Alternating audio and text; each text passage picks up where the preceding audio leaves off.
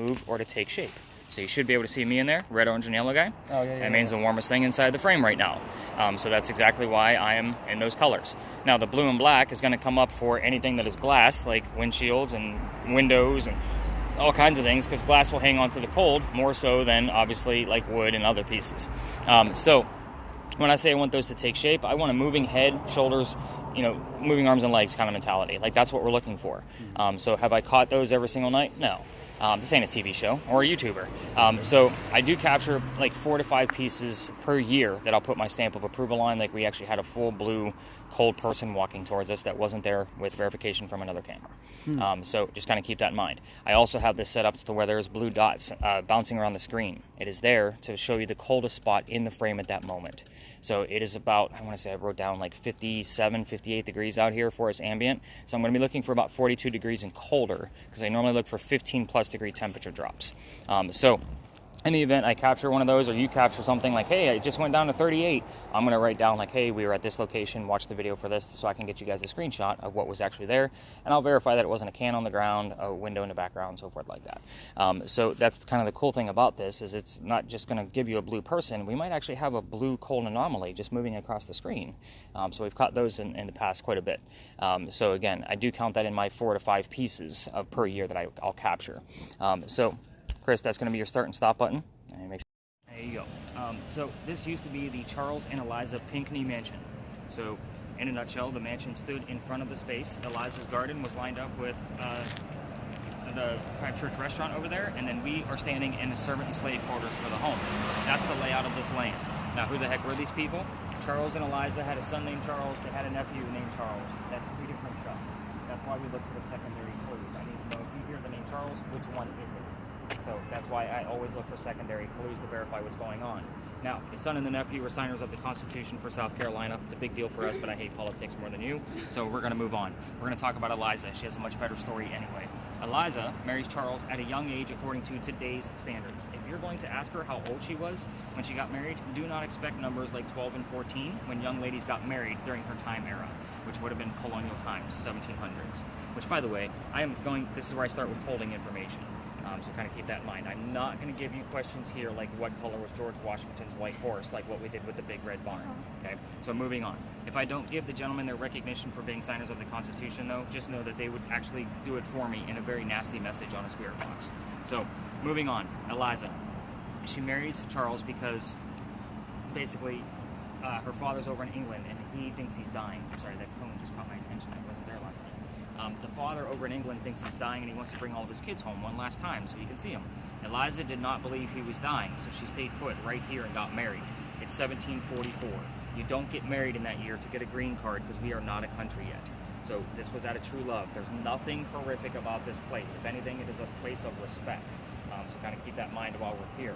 But she was correct. Dad did not die right away. Instead, he started sending her gifts from England to where we're standing. One of the gifts that he sent her was the plant seeds of indigo. It's a plant that makes blue dye and makes our blue jeans blue now. That's what we use it for. When she got the seeds, she had no idea what to do with them. She had to learn from her servants and slaves how to keep it cultivated. It's obviously not warm here all the time. And then she learned how to make the dye and then moved it to a cash crop, got a hold of her dad and told him that the rice plantations were going downhill. They're going to make a killing with the indigo. And now we have an international businesswoman during colonial times. Something absolutely unheard of. So we didn't have women business people back then. It just wasn't a thing. So that's the boring business stuff of Eliza. Let's get into the weird shit. So you're going to stay focused, and you can either ask these questions out loud, you can just stay focused on them, you can just wait to see what you're going to be hearing. There's no right or wrong way to do this, but we are going to stay focused on Eliza's death. We're only using 2 communication devices. I ask these questions every night with my guests, so just kind of keep that in mind. But the 4 things we normally get answers to: how old she was when she died, what she died from, where she's buried, and which president was a pallbearer at her funeral. You know what a pallbearer is? Okay, so think of a funeral and there's men carrying a coffin to the grave. They're called pallbearers. Okay, so a president did that for her. It's an honor that actually happened that way. Okay, so that's a very big deal. Again, I'm not sure what they're teaching kids in school these days. Yeah, they don't, yeah. Yeah, so I always ask when I have teenagers in front of me. In the event that you want to ask your own questions, we're going to be respectful. We're going to remember that she's from the 1700s and doesn't know our slang terms. And we're not going to be asking yes/no questions, just being very respectful out of it. So, check my word list real quick. I definitely watched my EMF meter while we're here, because we do get some pretty decent spikes out of this location. We'll do like 1 or 2 like laps around this location just to see what we're getting, and then I'll bring us back here and give us all the answers and kind of see what we got. So kind of, again, just keep an eye on things. Again, if anything looks wonky, just let me know. Now you can turn up your volume and start shouting whatever you hear. Okay. I already had a 2.1 out of this guy, so sorry about that. A little bit of something. So let's just kind of take 1 or 2 laps and kind of see what we have going on. 9.1, 13.1.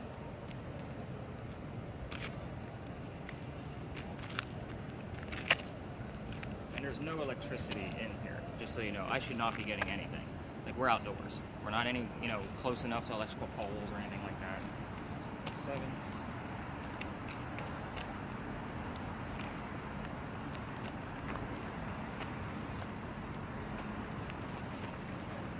Now she wants to get quiet. Eliza. No questions we're asking.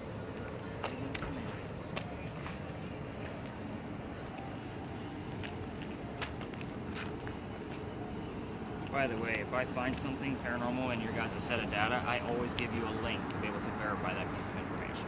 It's not because I said so, it's because I actually do a shit ton of research. So, that's the fun part about doing this. I'm not lying to you. That's why I joke about it at the beginning. Shout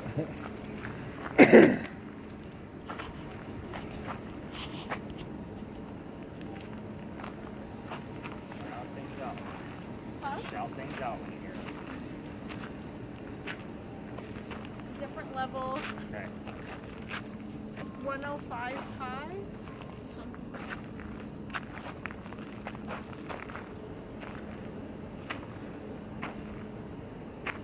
Jeff, I think? Jeff? Yeah, I think. Okay.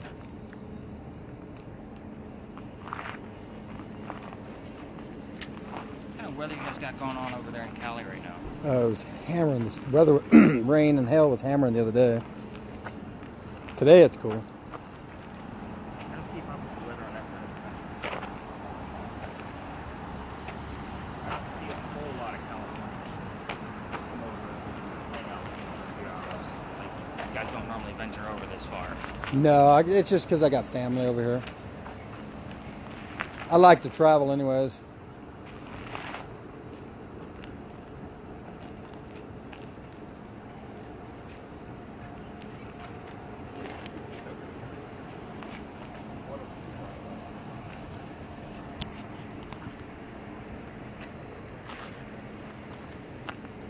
You're the star of the show, Casey. Huh? You're the star. We're waiting Yeah, on you. you- I think I Give us a can Come on, baby girl.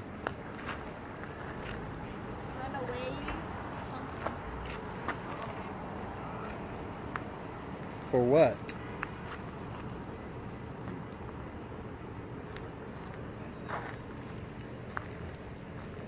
Eliza, here. Any bigger spikes than what you've been giving me? Maybe you're having a hard time. Remember?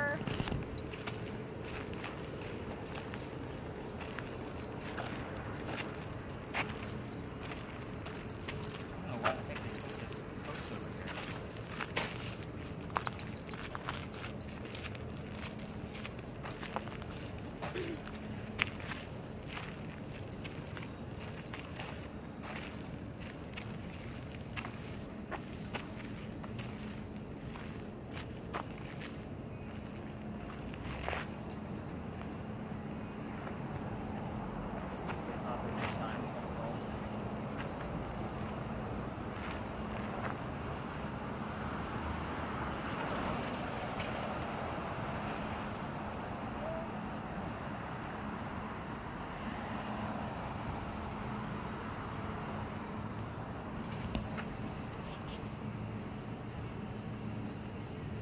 Fast car. Cars. Love it. No cars in the 1700s. Flowers.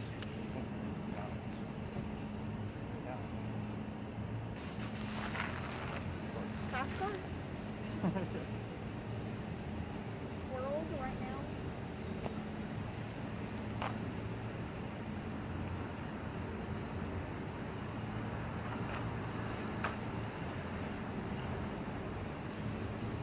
Do you get any comments like, here, go see, go see, go see, go see?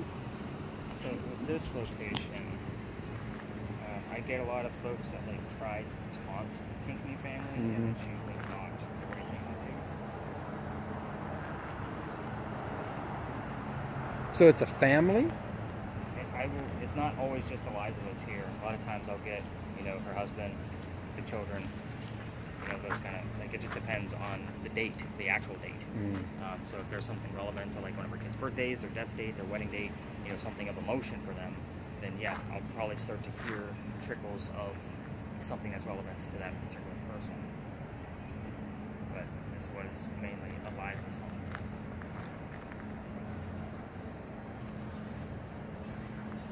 Oregon. Huh? What's with you in the card?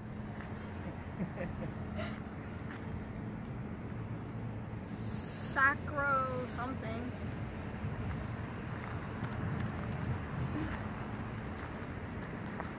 Give you another minute. So my readouts here are about average. It's nothing like alarming. We've actually had some really high spikes the past couple of nights. And I've gotten up to about an 18.9, which we normally see about an average of 18 to 22. Hard. If that just spiked all the way to the top, what would that tell you? We would leave. Really, there's something here? Yeah. Well, no, it's at that point it's dangerous for us to be here, and I'm actually going to explain those the readings. I usually wait until we actually have a decent amount of readings. The highest I've ever seen this thing go in my 14 years of ghost hunting has been here. I've seen it air out like 3 times in a very short amount of time, and it stayed in the triple digits, like over 100. Wow. Like we left. I just packed up the whole team, so we got to get out of here, like now. Were you ever to confirm The 5th? why? Why it went that high? Yeah. Not necessarily. We had some things that came through other spirit boxes. But there wasn't like anything super alarming for us at that point. It was just really high EMF. That's anybody around, that amount of electricity for long periods of time. It can be dangerous. What's the name of that, the something Walker Ranch or something? Skinwalker? Yeah. Yeah. Yeah. Have you ever looked into researched that or something? I've never been there, but they use, because they're looking for UFO and obviously any other extraterrestrial style cryptids, they use the same instruments I do. That was crazy. I watched that series. I go, dude, that's Yeah. insane. It is. It's good stuff. They use the thermal, just like what you're using, same company. I think they started off with a small handheld like mine, and then the millimeter like in my hand out, like they walk around with these just because of that dangerous style of level. Well, they also use a tri-field meter, which is an electrician's EMF meter. But Nothing? Yeah, that's what Nothing? captured my attention about that. Huh? Nothing at all. Okay, I say it's time to wrap it up. Eliza, we're gonna go to the back. I'm gonna give him the answers. You can tell Casey good night if you want to. All right, let's head over towards the back. You can actually stop your video at this point. A level of comfort. Other in this location?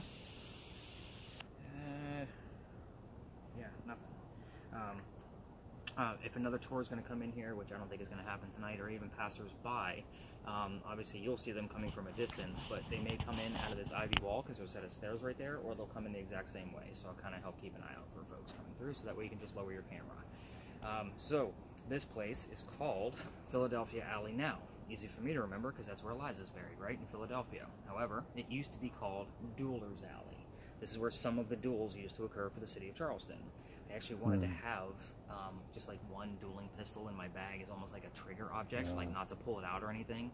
Obviously it wouldn't be working, but at the same time just to have something like that on me around from that time period, which we're talking 1780s at that point. But anyway, every ghost tour comes down here. It was actually a place I was going to be taking out of my route, simply because it is very, you want to definitely keep that camera on your left. So when I said... Oh, that's the camera. Yep. Okay, Yeah, okay. you want to keep it horizontal. YouTube doesn't like the flippies. I splice all those little videos together, so you have one video from each camera. Sorry, didn't mean to like start barking like a bad cat, No, but- you're fine, you're fine. But here's how this story goes. A doctor moves down here from Rhode Island. His name is Dr. Joseph Brown Ladd. If you hear the song Brown Eyed Girl while we're here, it's not coincidence. We get it all the time because it's part of the doctor's name. Now, he moves down here because he's supposed to get married to his fiancée, Amanda. Amanda just inherited a bunch of money from her dead parents. She has an attorney helping her out with all this cash that she just got, and the attorney thinks that Dr. Ladd is just after Amanda's money. So he tells Amanda to get rid of the doctor. So on his way into town, he was set up to be robbed and killed by the coachman he had. It's kind of like having a bad Uber driver. Okay, so just look at it in that respect. Somebody was walking by and seen what was about to happen because he knew the coachman driver, and the person walking by, his name was Ralph Isaacs. And I say his name slowly because he has the same initials as where the doctor came from, Rhode Island. We were getting the letters RI all the time on a regular spirit box, so I bought another device. It only gives us letters. It's basically like a digital Ouija board. So we've had it about half a dozen times in the year that I've had it, so I can't take that, with just a grain of salt. It's obviously a thing that we've gotten before. I feel like I keep getting bit, and that one actually burned. I've had it on, I don't know if you guys see me going like this earlier, but I felt like something was bugging me on the back of my neck, and this just burned on my hand. Mosquito? A mosquito is not going to burn. That was something else. I don't know. Sorry, I don't normally put thoughts and feelings oh my god, I feel like there's something here kind of mentality into this because I'm not that kind of person, but that felt like it burned. That was just weird. Anyway, back to Dr. Ladd. Ralph tells the doctor, dude, I know this guy. He's going to try to kill you, the coachman. So come with me. I got friends at 59 Church Street. You can rent a room from them. You'll be safe and good to go. Doc took him up on the offer, and the two gentlemen became friends. Now, the longer the doctor stays here in Charleston, the more money he's making. He's proving his point. He's not after Amanda's money. He's making his own. So, Amanda gets wind of this from up north, and she's moving down so they could be married, and Dr. Ladd became known as the Whistling Doctor. Here's the reason why I hate this story. It's a big old cliche. Every haunted city you're ever going to visit, ever, is going to have a cliched whistling ghost. Ours just happens to be a doctor. There is a lot of things around this whistle that I'll discuss here in just a minute, but moving on. Why we're here for dueling. Dr. Ladd and Ralph go see plays together. They can't sit next to each other because the doctor makes more money. That's the hierarchy of Charleston at that point in time. It's like going to go to... 22. Sorry, that's what I said. Yes. What were the calibers? No, 22. Well, we're talking about dueling back in the 1780s. So I don't know. Yeah. But 22 would have been the age of the doctor's death. So, got that for sure. Wow, you're all about the death ages tonight. Sounds weird. Anyway, so they go see plays together. They're arguing over the new actress because they couldn't talk about her during the play because they weren't sitting next to each other. So they started arguing over her because the doctor thought she was great and Ralph did not, and it got really ugly. They went their separate ways after the argument. But Ralph has his friends at the newspaper that he goes to see, and he puts an ad in the newspaper telling the whole city of Charleston what he thinks of the doctor. Kind of you're a disgrace to society kind of stuff. Doc saw this ad in the paper and rebutted with, let's just go to Dueler's Alley. Somebody's going to die. So they came down, they took their 10 paces away from each other, they turned, the doctor pointed his gun in the air and shot. He didn't want to kill his friend. He just needed the courage to show up to the fight, which is often what happens at a duel. But Ralph has his one bullet. He puts it in the kneecap on the doctor. Doc didn't die. He just dropped to the ground. His friends helped him up, took him home to 59 Church Street. He died 10 days later, November 2nd of 1786. And I'm going to point out a few things. First off, he refused medical treatment because in 1786, gunshot wounds are a lot different than what we know of them now. And secondly, he is a doctor. So he probably just thought he had lead poisoning and tried to bleed it out himself. But he failed, because obviously he died. Now, he was age 22. I'm actually pretty excited about that. By the way, this is me excited, in case you were wondering. I'm not a TV show host. So every ghost tour that comes down here tells you to listen for the whistles. We're using 2 audio recording devices right now, so your camera does record audio and my voice recorder on my shoulder strap. If we're going to capture a disembodied whistle, it's going to be on one of those 2 devices. I won't say that we haven't gotten whistling parts of songs and then the word doctor from a commercial immediately after. We get it dozens upon dozens of times. It happens all the time. It's almost like him just hey, I know everybody's been telling my story, but I can communicate with you. The guy actually follows me around town. You're going to see that as we can. That's why I like to bleed over going into the next spot, and then he shows up again at our very last stop, because the house that he lived in is nearby. So he keeps just trickling around.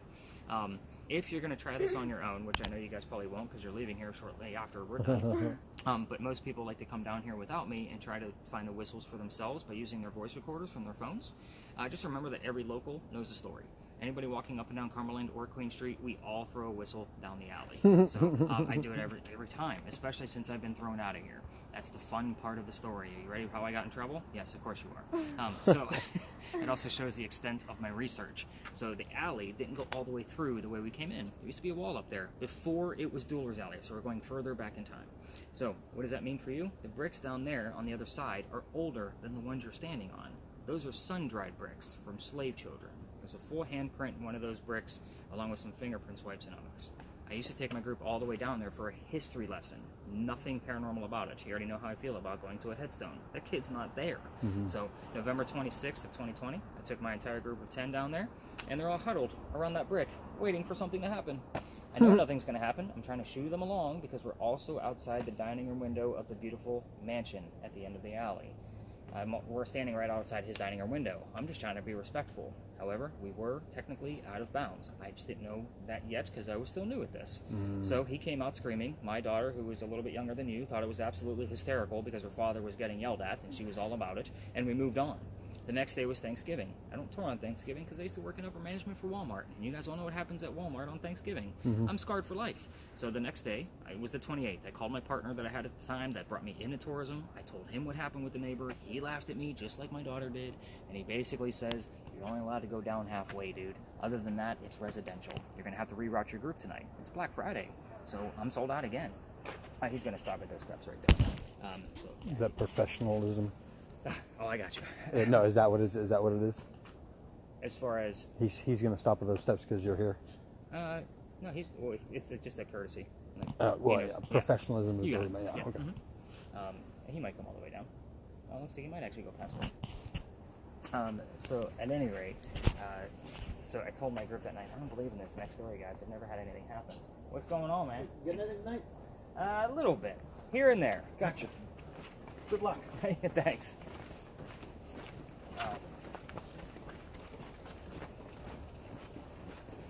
Usually down here, roughly around the same. I don't time this, so I never know like what time of the night it is. We just kind of go until things stop happening. But anyway, I told my team, I'm into vampires, not pirates. That's what we're going to talk about next, just in case you were wondering. I was like, I've never had anything happen there with my gear. We're just going to go wing it and see what happens. So before we left, somebody with a spirit box heard the name Anne. I didn't tell them which pirate we were going to be discussing. The famous female pirate, Anne Bonny. I was like, oh shit, maybe we're going to get something. I took them around the corner. I told them what I did know about pirates, which wasn't much, because I only had a quick day to do some research, because I'm not into pirates. And somebody else heard the number 300. I don't know what that means. I wrote it down. Did the research. We were there November 28th of 2020, and Bonnie's trial for piracy, November 28th of 1720, the exact 300th anniversary of her pirate trial. So I was kind of like, oh, well, damn it. I was actually kind of ticked off about it because I have a master's degree in creative writing. Everything I do, including this, I need facts and data. I like to be able to prove what's going on. Even when I'm writing fiction, I like to take real life things and twist it. Like, that's how I do my fiction writing. So it is kind of when we go into the next location, just know that I've done a crap ton of research, which means I've read more books on pirates than I ever wanted to. I played more video games on pirates than I ever wanted to, and I watched more documentaries on pirates than I've ever wanted to. Like, it's a thing. Like, it is. We're especially on this side of the coast. I don't know what it's like over on the West Coast, but over here, like, pirates are a major, major thing. Well, I got one pretty good story. So just know that everything is come from deep, deep research. It is a fun story, and it is a 50-50 roll of the dice if Anne Bonny will even be there at the same time we are, which is why I always like to use the bleed over from here over there, because we might hear a lot from Dr. Ladd over there as well.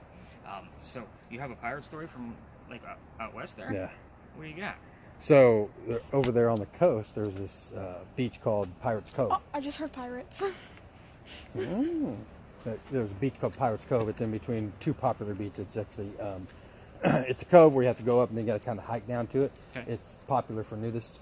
Okay. But nonetheless, it's a cove right there, and there's a rock on the west side of the cove where if you go take a different trail, you get down on this flat rock. Okay. And once you get on the flat rock, you actually see carved holes where they used to cook their foods, and then the steps that go down to the water where they brought them their launches to get up there, and how they moored off. Yeah. But the thing about it is, my grandfather used to dive Pirates Cove, and he went down and dove Pirates Cove, and he brought up a cannonball, and he kept it, an actual cannonball, because I always thought cannonballs, they blow up. Well, no, they don't. They just make holes in the right. Well, he had it, and I don't know where it's at, but he showed it to me, and it's about the size, a little bit smaller than a soccer ball. It was it was heavy. It was fit in the palm of my hand, and it was a freaking steel ball. Blew my mind, right? Well, then he went to tell me about the story behind Pirates Cove, that they'd come in there, dock, right, and so on and so forth. And at low tide, there was a cave, and the pirates used to go into this cave at low tide and hide their treasure, right? And then they come back, and to this day, nobody has found that cave. they can't find it at high tide, only low tide, but nobody knows where it's at. So there's still, AKA, Wasn't there? treasure there. No, I'm thinking of something else. So I'm a scuba diver, and I've always wanted to go dive that cove because Why I want to not? find a cannonball, if not find Damn cave. the cave. Say, That'd be why the slick. hell haven't you gone? I would have already been Yeah, there. that'd be Especially, I slick. mean, how close is that to you? 2.5 hours. Dude, that's a Yeah. hop, skip, and a jump, man. I'm gonna find some divers and go. It's pretty cool. It's amazing. I mean, I used to take my friends down there to this rock. Yeah. We'd go down. I think Casey's went with me a couple times. Went down this rock, and I tell them, and I said, "Say, look, see, that's you can tell this is hand dug. This is where they used to do their stuff." And then you can see the steel poles where they used to anchor their ships. Go over there, you can see the stairs that's Yeah. weathered over time going down, and this is where they came. And then we'd look at the cove, and I said, "Dude, somewhere in here, put yourself in the pirate days, man. Somewhere in here, dude, where would you put this?" But then You can stop that if you haven't already. with the oh. But just Lover's Lane right now, but we're just gonna kind of mosey around this place a little bit. EMF at this location, usually excited about a 2.5, so it's definitely not the Pinckney Mansion site. As we get over, with this location, again, we are at flat zeros, which is an anomaly by itself, but this location is famous for that. So we're just watching our word list to see what we get. It's all about you. What do you got, Case?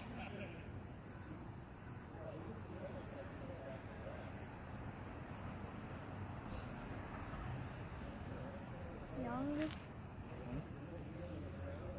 And you know what questions we're going to be asking, so if you're here, let's just get some answers from you, and we'll leave you alone. Nice and easy. Have you ever seen an apparition, an actual physically seen with your eyes? Sure. I mean, Doing this? not on the tours. Oh, okay. Through cameras? Yes. Oh, wow. The physical eyes? Other Does it? locations. So you're there, you're doing this right here, right? And then you take this back and you pull that up and you look at it and you see it. Does it kind of give you the EBGs? No, not at all. Not at all. Three. I get excited. Do you really? That'd be weird. So I guess the other weird thing is like when I get, my office is like right up the street, and I have a co-working space.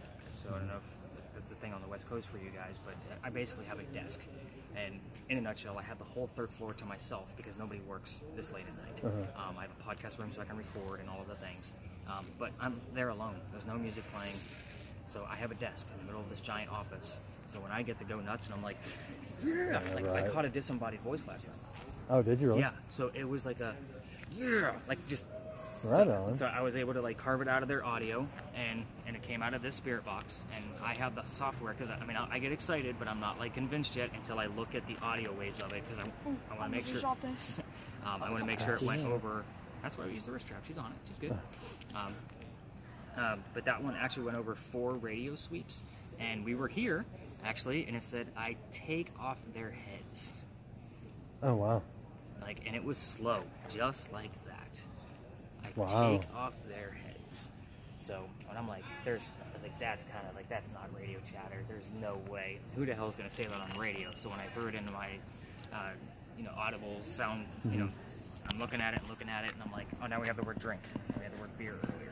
Of course, I wouldn't expect the word So- beer from Pirates. Ale. I've noticed, I looked at that tour and that other tour, and nobody has anything. They're just like listening in talk. Yeah.